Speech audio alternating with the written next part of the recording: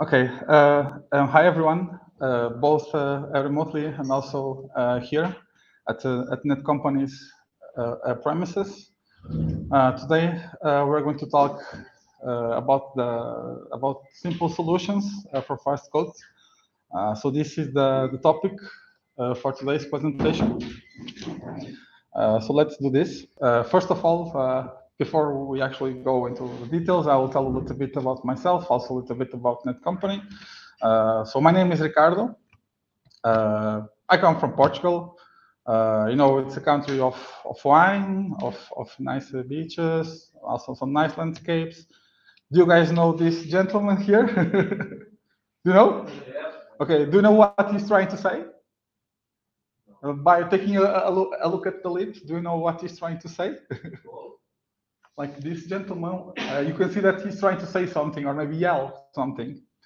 I will guess this is a C or something like this. Anyway, this is my academic background. On the left, you have a depiction of something. This is actually the 12 tables from the Roman Empire. So this is actually like these 12 tables were actually like a mark, laws. So you start to have like really serious laws, and this is a picture of the Romans seeing the laws, these 12 tables. Oh, there are these laws and so on. So half of my background is laws, and then then you have the console on the right, with some process going on. I know it's a surprise, but I work for Netcompany. I've been a senior architect, and I'm in the company for 4 years. The thing on my right is my nice signature. A few comments about Netcompany. So Netcompany is one of Europe's fastest growing companies, and actually very, very successful. The company is also very ambitious. And we recently acquired Intrasoft. So we grew a lot, and there are a few numbers. I'm not going to discuss them. Usually IT people are not so interested in these kind of numbers. This is more like financial. But if you are curious, I can invite you to go to Netcompany's page and you can read more about the company. All presentations start with a purpose. So I'm going to give you like the main purpose. As software engineers, there are actually many things, many dimensions, of things that we need to think about when we code. One thing is that how beautiful, or I know how readable our code is, how safe our code is. The dimension that we're going to talk today is actually like the performance, like how performant our code runs. Is it fast? Is it slow? So the point is to give you this perspective. This is something that I observed with my 13 years of experience. Many times it happens that there is some code. The code is written, and there can be also many reasons for this. That okay, the code is slow. It happens. But the thing that I will try to give you like some kind of point of view that in the future when you are coding, like you'll think about, oh, if I write this, if I do this, it's going to be slow. So this is the purpose of today's presentation. And now we'll start with a puzzle. The first puzzle is that what is the difference between the two code snippets? I'm going to show you two code snippets. Please take, I don't know, some time, 1 minute, 2 minutes to think about it. Then please tell me what you think. Guys, I'm attending like from online. Please, please write in the chat box what you think. What is the difference, or maybe there's no difference. Please let me know. So let's start with the first puzzle.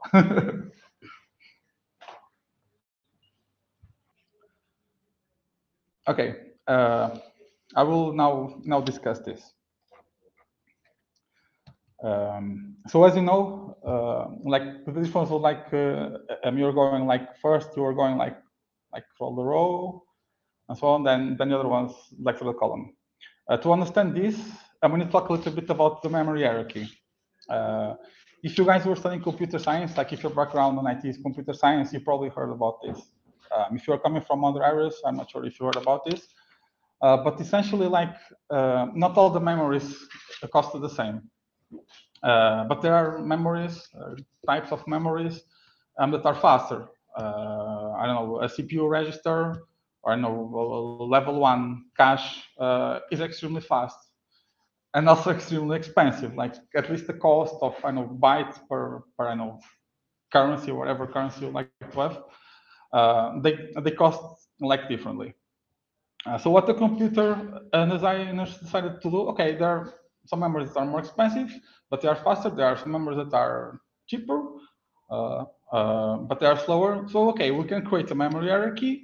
And then for the data that we actually need, right now, we try to keep it at a higher level so that I can access things faster. And data that I don't need so soon, I can store it in like slower kinds of storage. So this is the principle of the memory hierarchy. And then there are like some design things like with computer systems. There's something that we call locality of reference. I'm going to talk about 2 of them. These are maybe the most important ones, but there are actually more. And this goes in line with what you said. So the first one is like temporal locality. This principle says something like this: like if I needed something recently, I'll probably need it quite soon. And the spatial locality says that something that is near something that I needed, I will probably also need it. And this is what we said. So with these principles, what the computer system do try to do, but this is a tendency, like it's not guaranteed, but it's a tendency. Like the computer system will try to keep things that you recently needed in cache, like in the faster types of memory, and it will also take data that is near data that you needed, because it will assume that you probably need it. If it's near something that I needed, you will need it. So this is what these principles say, and these are behaviors from the computer, like tendencies. And to better understand this, I'm going to run a simulation. So first there is a part like how you imagine the data, like it was some kind of table, like a b-dimensional array. Then we have our cache. So the cache is the faster memory in this let's say simulation, and then you have how the computer sees it. It's this. So let's start. First, we're going to simulate the first version. So in the first version, first I want to access the first element. My cache is empty and doesn't have it. So what the computer system will try to do, it will take the element that actually you want now, and it will actually take the second and the third because of this second principle. Like this is near, you'll probably need this.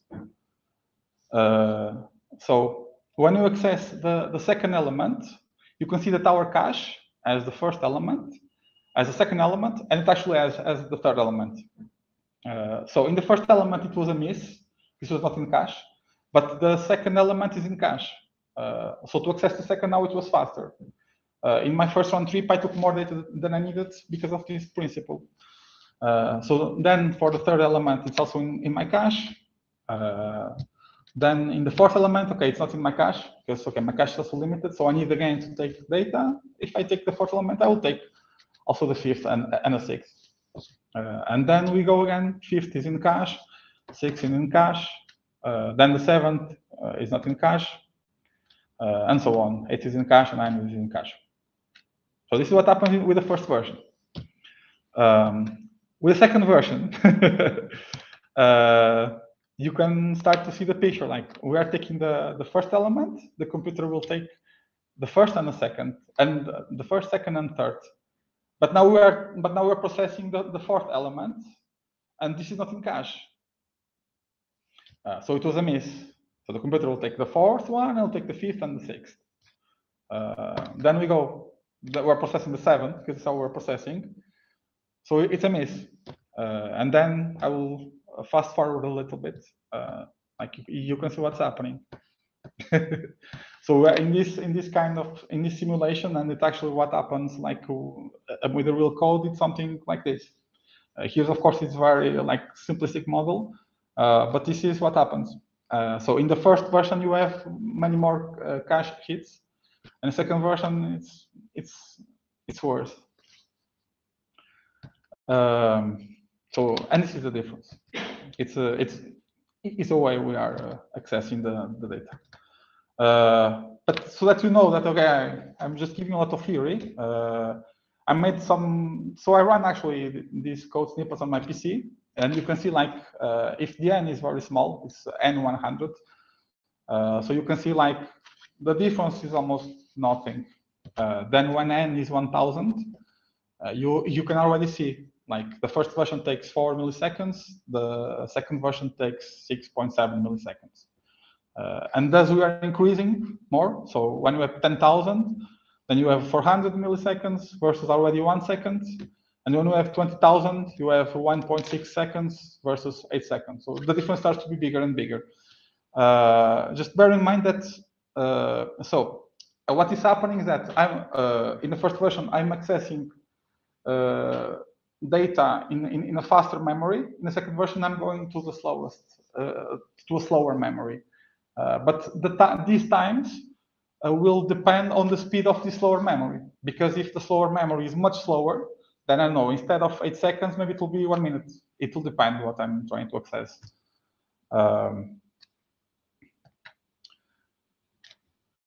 What do you guys think? Comments? Do you agree? Make sense or disagree? Okay. People online, please write. Please give me your feedback and if you have something. But this is something quite important. Tennis is one of the examples. Like we need to consider that memories have different speeds, and it's important that we think about this kind of stuff. And there are, for example, other things more or less similar. I don't know. Are you guys familiar with databases? Probably. For example, it's also not a good idea. I'm going to give you a little bit like a case that I saw in the past. There was the case, that we like to have a primary key, like we have a database, we're designing the table, and want to have a GUID as a primary key. Why a GUID is a nice thing for a primary key? The GUID is nice because, like, in your code, if you like to create a new record, you can just generate a random ID. Like, I don't know, you don't need to create a database. Like, okay, what is the next sequence number? Like, you can just generate a random ID. The problem is, like, when you have something like this, the problem is that usually, like many times by default, the primary key it's also the cluster index. So it means that the data will be sorted by the ID. So if you are generating random IDs, so when you are inserting the data, you are inserting the data kind of randomly, because it's how it's going to be inserted. And then when you want to access, also data will be spread, and this will ruin a little bit some correlation, and that you would like to have also when you query the data. So this also it's not exactly like this, but it's something that will also ruin your performance a little bit. Okay. Next puzzle. Okay, I'm going to show you some code.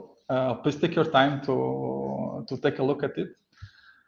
Well, let me know how can we improve this. So this is the puzzle. Guys from line, please write down your thoughts, like what would you do. So let's take some time. Okay, I will talk. I will tell you now. There are many ways to optimize this code. I will propose one, but there are actually more. So let's go through this. I don't know if you guys are familiar with this stuff. If you are studying computer science, you probably learned this at some point. So like the complexity of things. And from my experience, this was something that we learned, and it gave us a lot of trouble to learn because the things are actually not easy. But we were like learning the complexity, from different kinds, sorting algorithms, and also other stuff. So it's like we know that these things exist. The time complexity and also spatial, like this, I know the complexity of an algorithm. These things exist. But then we tend to forget that these things exist. So I'm going to use this complexity I'm going to make a small analysis for this code that I showed you before. So this is our code. There is a for each.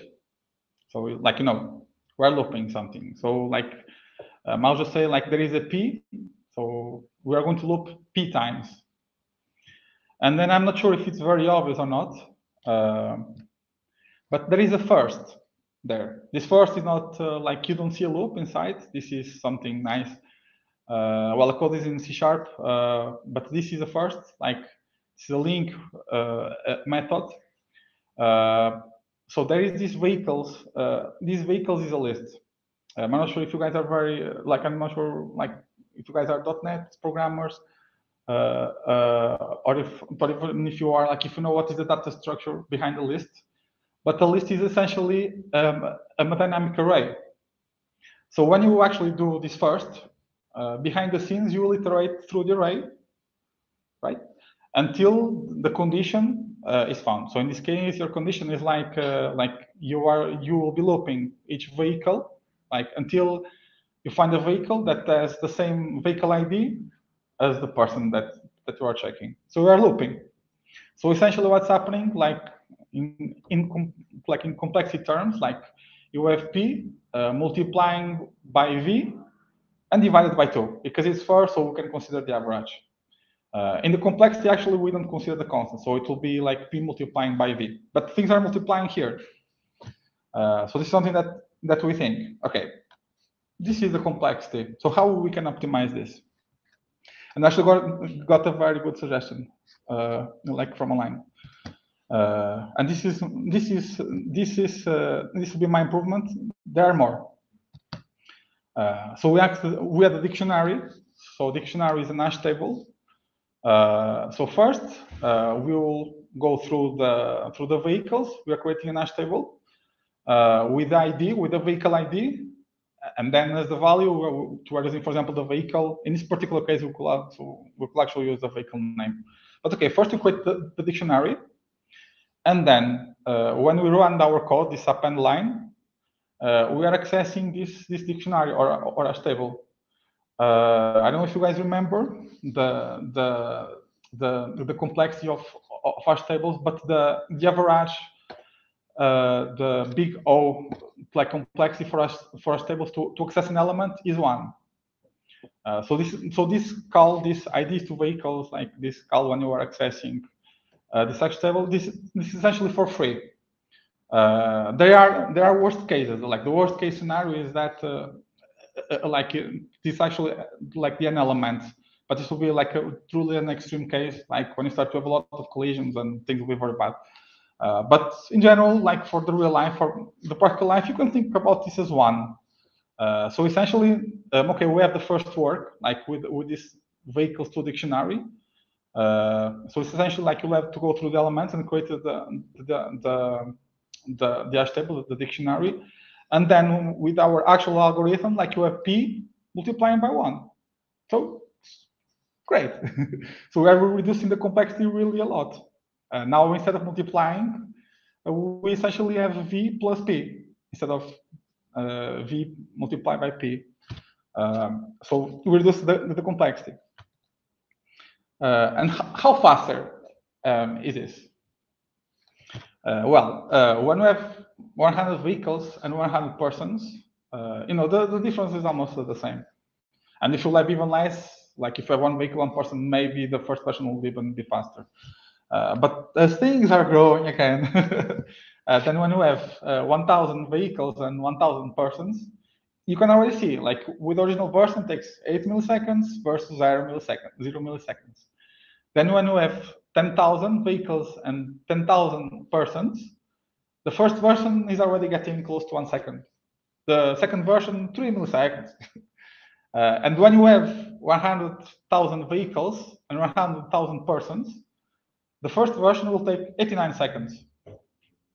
The second version, not even 1 second, like 43 milliseconds. So it's a tremendous difference because we reduce the complexity. So, any thoughts about this? Comments?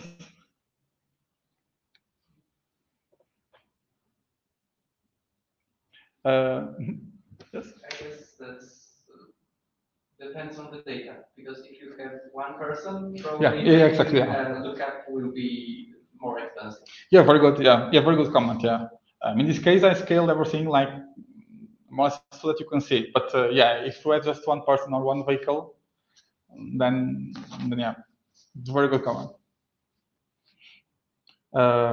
Something that I can tell you a little bit is that these things, who here uses SQL databases? Okay. Do you guys know how joins work? No. Because this was essentially a join. What was happening? Well, it was a particular case. It was like it was first, so I was joining with the first one that I was finding. But actually, the databases they'll try to do something like this that I did. So this is an hash join. But there are also other ways to join. Like you can use a merge join. So like you are sorting the data and then you are going through it. So you also reducing the complexity. And then you have the loop join. The loop join was the first version that I showed you. But this actual databases and your database engine many times it will decide which one it should use. I don't know how they will choose. If there is a database expert here and knows the details, I invite to add some more input on how this is decided. But these are actually things database systems do. Any more thoughts, guys? No? Okay, from online we'll see that nobody replies. Okay. Okay, so we saw a few things. Okay, you already have some ideas on how to do stuff. So now I think a pertinent question is like, okay, should I optimize everything? Or what should I optimize? And it's a question for you guys. What do you guys think? Well, just like with this problem, well, with both of them, if we know that there's going to be a large amount of data we're working on, then yeah, optimization, like spending time on optimization is a good thing. But if it's like, I don't know, 10, array of 10 elements, it doesn't really, and we need to order them, it doesn't really matter how we do that, it's going to be. Yeah, then it's not worth it. My answer was basically the same as the person who spoke before me, but the best answer is it depends, right? Depends, yeah. Yeah, it's very good. But then it shows how important is writing design assumptions. Yeah. If somebody would state in the beginning of design, okay, I'm assuming that given set of data is never bigger than something, and if you want to change it in the future, please. But it's such thing. Yeah. Very helpful. Yeah, good point. And about the optimizations, it's really great when you do it as soon as possible, because at the later stages, you save this time by this time spent on the rewriting stuff, right? Yeah, but when you're writing stuff that you have to write, you have to do. Like,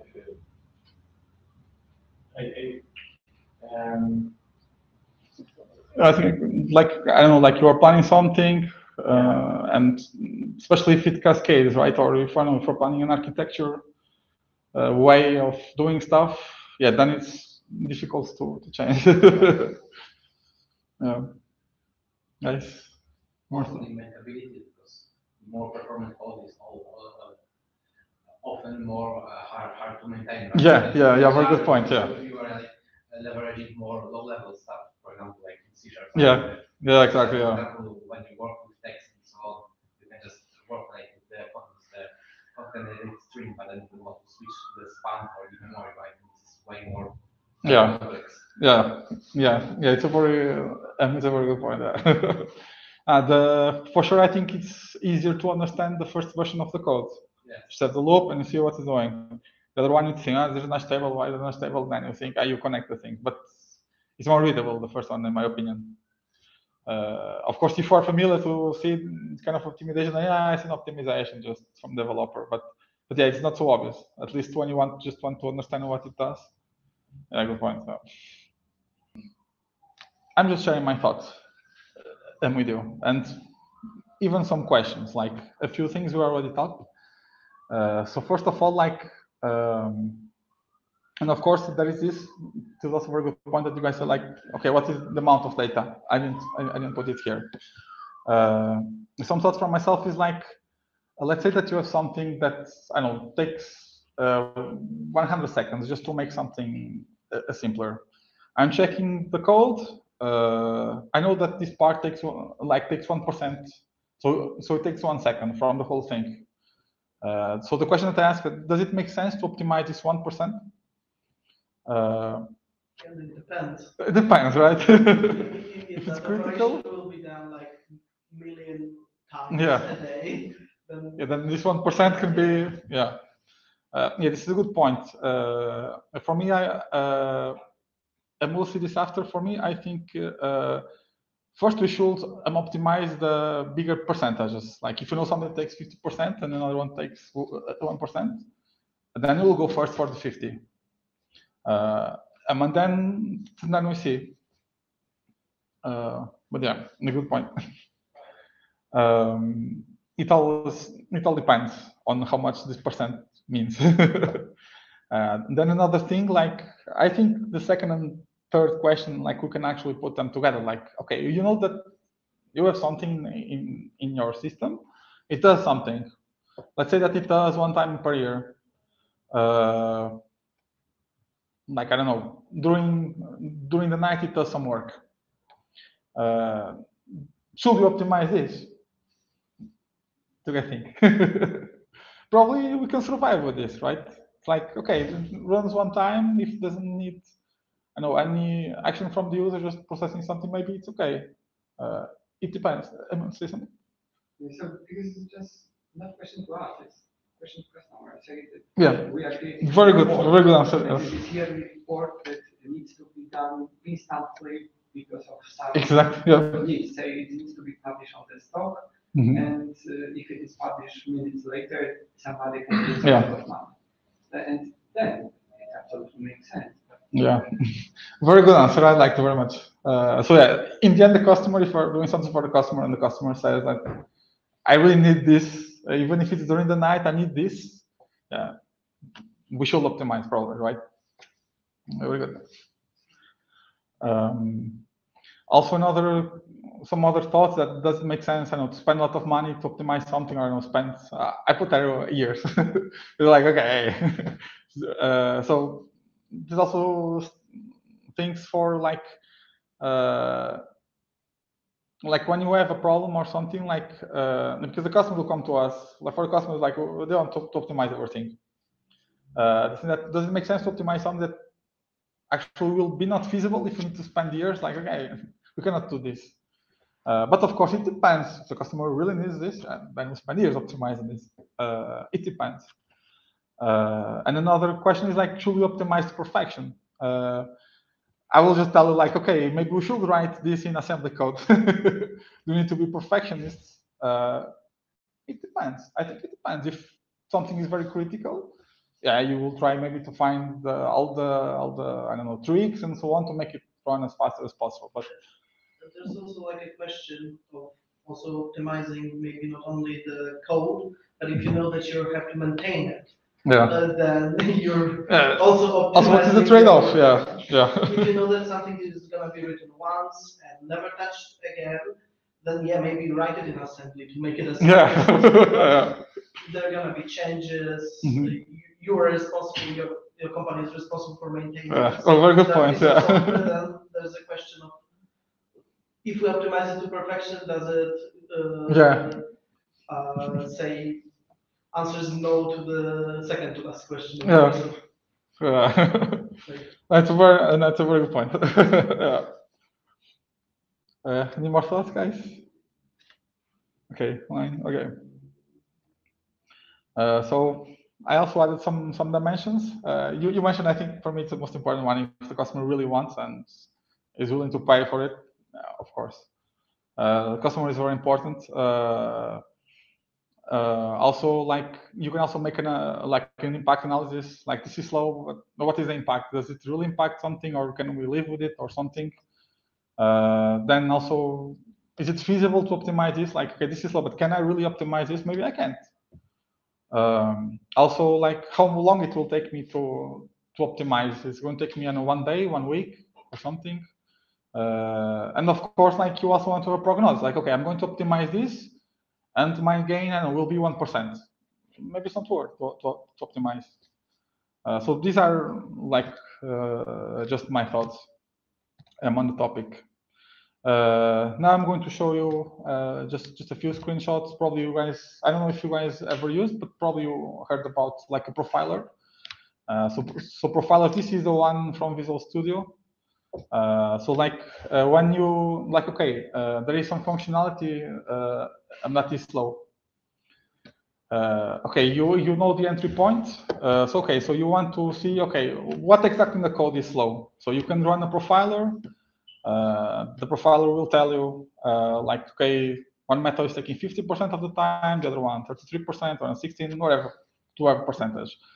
And so you can see something like as you can see now in the screenshot. But then, like, and you can even dig. Oh, I can't. But then, like, depends on your profile and like some nice things that you can even dig further, like in the like in the stack, and tell you, okay, like the problem is here. Like, as you can see, like from the screenshot, I'm not sure if it's visible. Okay, like there is this system threading something. This was actually a thread slip. For 3 seconds, the other one was 2 seconds, the other one was 1 second. But you can see that this is the call that's actually taking a lot of time. So you can use this kind of tools to analyze things. Okay, so what is your take among this? Like,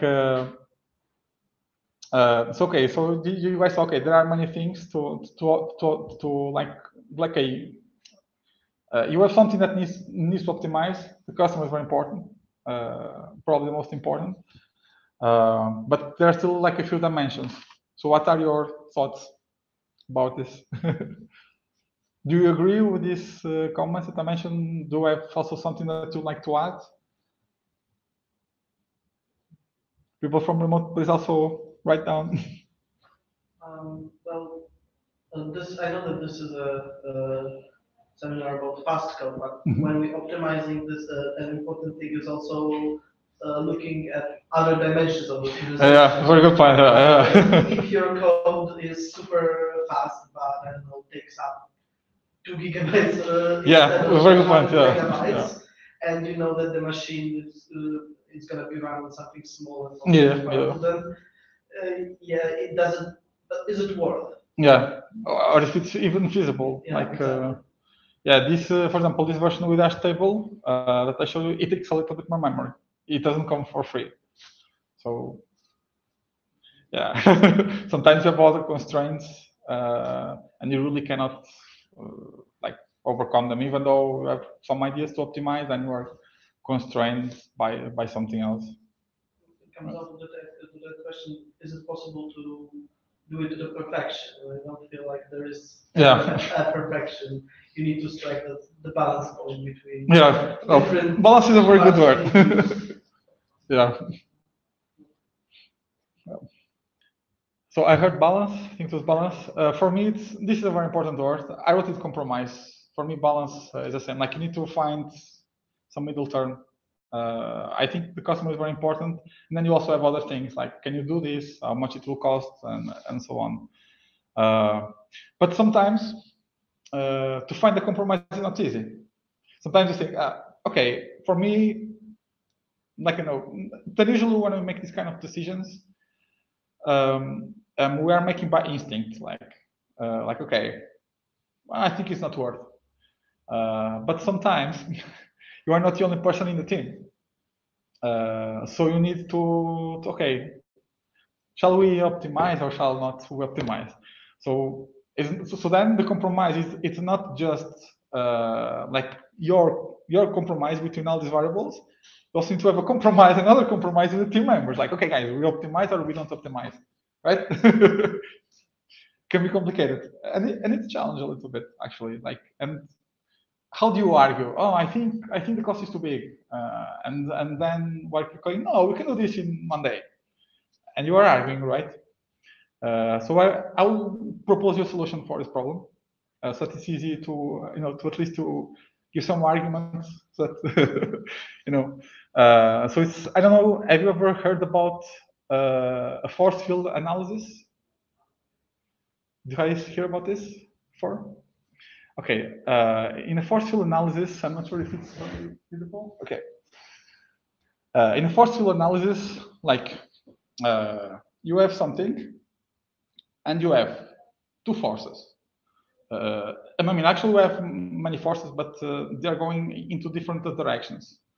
One direction is like to optimize. So the things that you see, like in blue, these are the forces that push. We should optimize.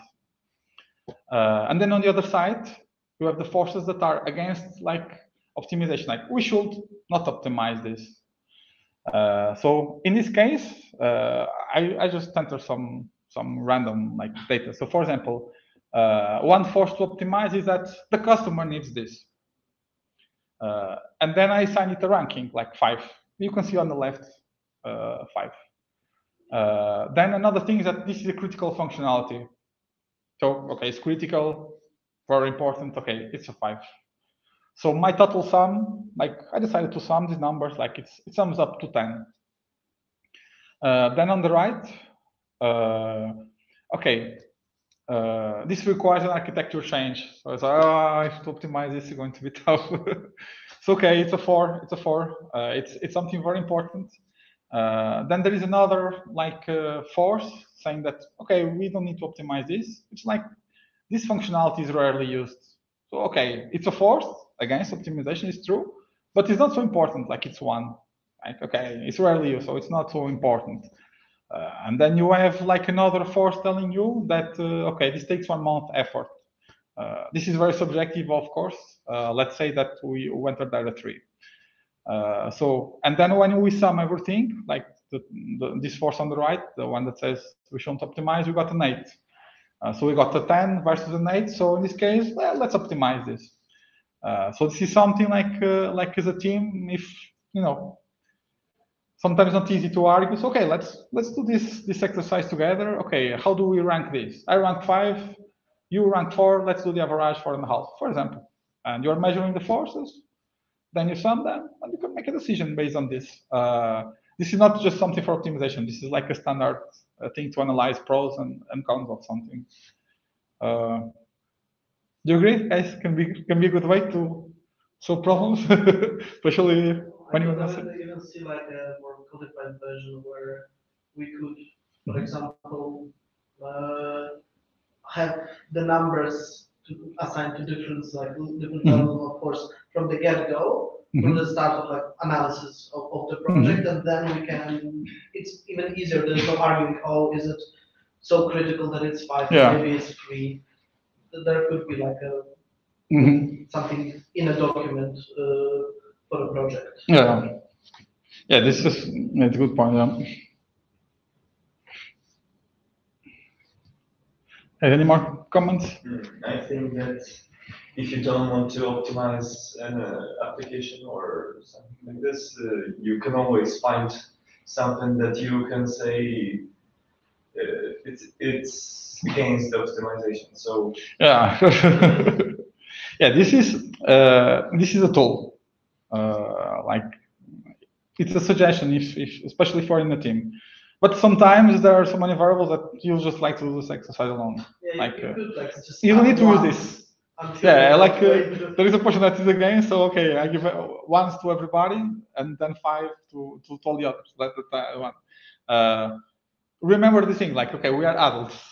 We also expect you not to boycott. Okay, I'm going to push everything to the minimum. Then your colleague actually doesn't have an intention, like democratic intention. He has an intention just to do as I say. But then you can argue with this. Okay, you are not being reasonable.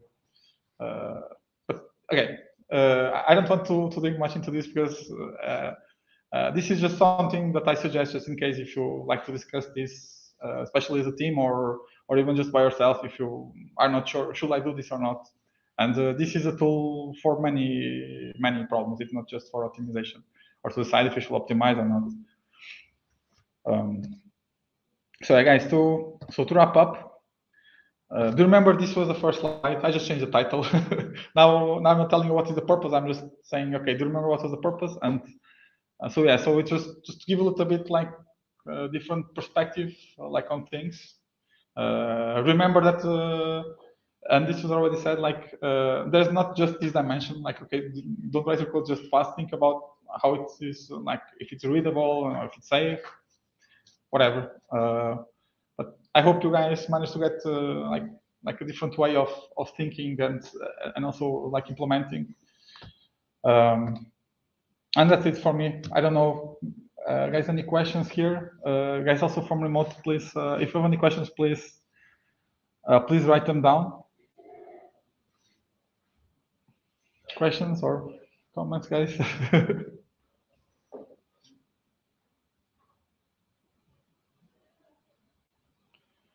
Okay, so I'm going to close the sessions. Wish you guys from remote. Oh, wait, we have something. Yeah, thank you as well also for attending. Thank you. Nice. Yeah, thank you as well. Thank you all. I'll take this opportunity to wish you a nice day, and then you can refer to the presentation. I'm using this link; it will be available. If not, please contact Netcompany, and we can send you the PDF of the presentation. So wish you a nice day, and bye bye.